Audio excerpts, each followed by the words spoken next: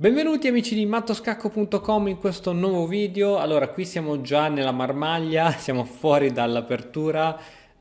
Col bianco abbiamo Rubinstein, un grandissimo giocatore.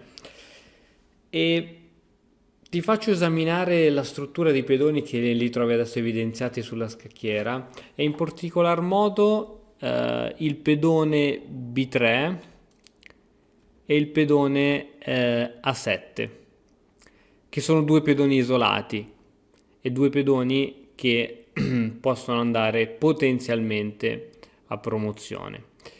Secondo te, fra il pedone B3 e il pedone A7, qual è peggiore fra i due? Sono entrambi pedoni isolati, ma qual è il peggiore?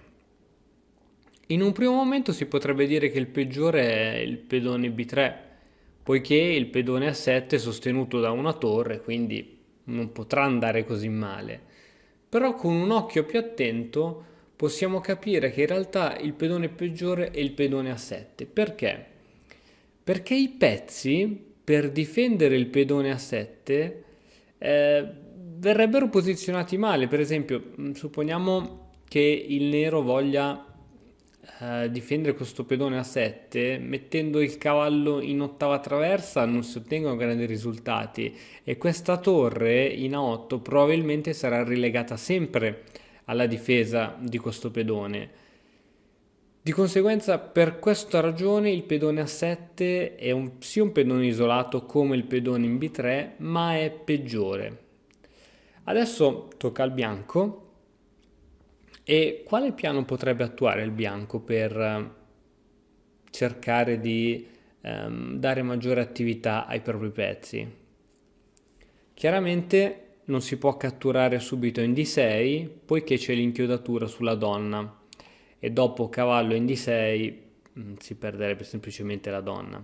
Sicuramente questo è un punto d'attacco molto allettante per il bianco.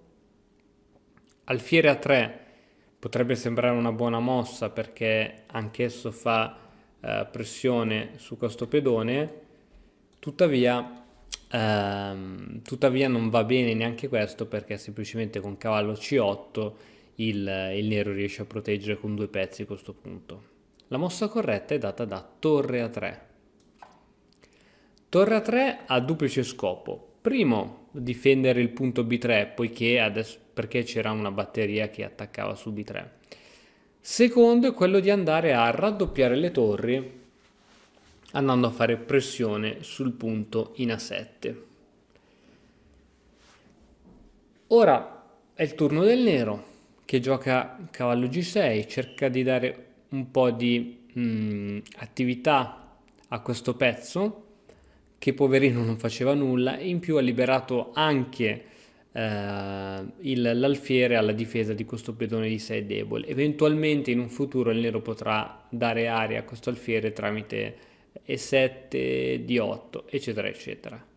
A questo punto, beh, la mossa spontanea è quella di raddoppiare le torri e adesso c'è una minaccia su questo punto e il nero decide di giocare a 6. Adesso potrebbe venire spontaneo giocare una serie di mosse, a parte che c'è la donna inchiodata, però cavallo A5 sembra una buona posizione con l'idea di andare in C6, andare in questo bellissimo avamposto, però c'è la donna inchiodata. Quindi potresti pensare di togliere la donna dall'inchiodatura, per esempio mettendo la donna in E3, oppure si potrebbe pensare anche di spingere il pedone in H con l'idea di andare a togliere questo cavallo e a costringerlo alla ritirata in E7 o in H8.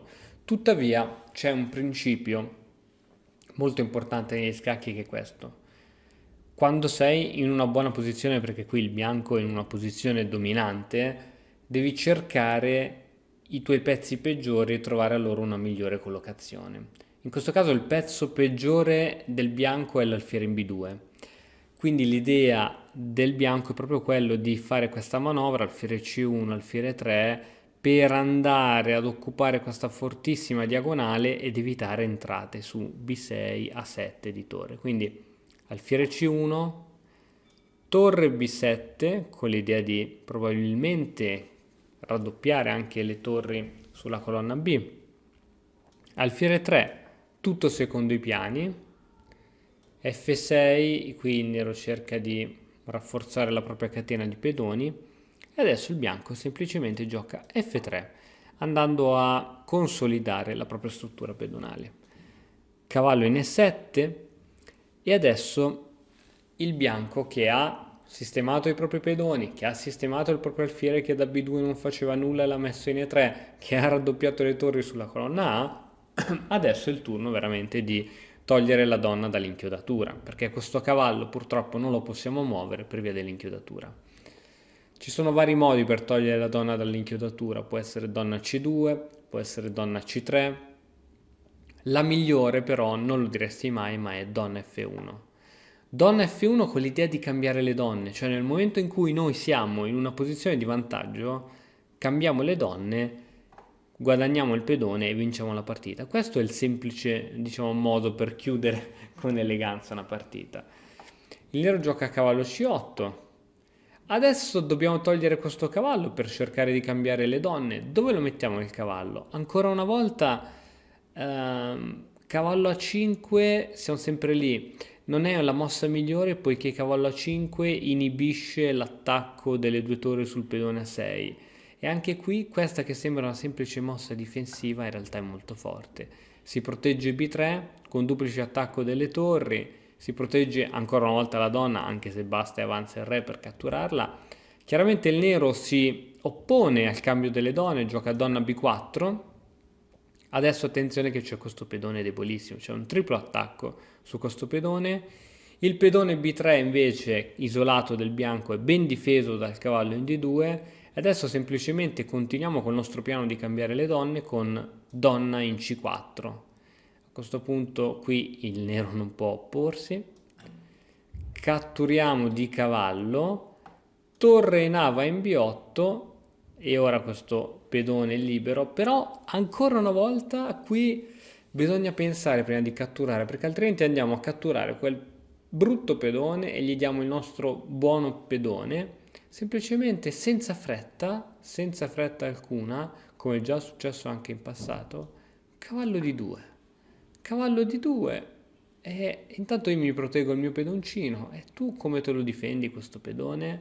Non c'è modo, sei costretto a giocare torre C7, io ti mangio il pedone, finalmente sono andato in vantaggio, torre C2, la torre, ora proponiamo il cambio di torri che può essere C6 un po' più rischioso, in A2 è più sicuro e dopo il cambio di torri la partita è vinta. Volevo farti vedere che anche prima potevamo catturare il pedone, non l'abbiamo fatto subito perché tanto questo pedone qui è perso, questo pedone qui è perso, è inutile adesso giocare torre in A6, ma piuttosto è più proficuo adesso cambiare le donne, piuttosto che andare subito in vantaggio del pedoncino e lasciare questa donna molto attiva. Tanto questo pedone prima o poi cade, anche perché le case nere qui torri non ci possono stare. È più forte donna C4. E quindi con la successione di mosse che abbiamo visto, con semplice eleganza Rubinstein va in vantaggio di un pezzo e nel finale il re si porterà al centro, si spingerà il pedone B e si vincerà la partita. Ecco, spesso per vincere le partite a scacchi basta andare in vantaggio di un pedone e giocare in modo corretto senza commettere errori, non servono talvolta sacrifici e tatticismi incredibili. E spero che questa partita ti abbia offerto un'idea di come si possa fare. Spero che anche questo video ti sia piaciuto, se sì iscriviti al canale, noi ci vediamo nel prossimo video, ciao! E ora per continuare che cosa posso fare? Beh, innanzitutto ti consiglio di iscriverti al nostro canale in modo tale da non perderti le nuove video lezioni. E poi puoi vedere il video che è stato più cliccato in questa settimana. Ci vediamo, ciao!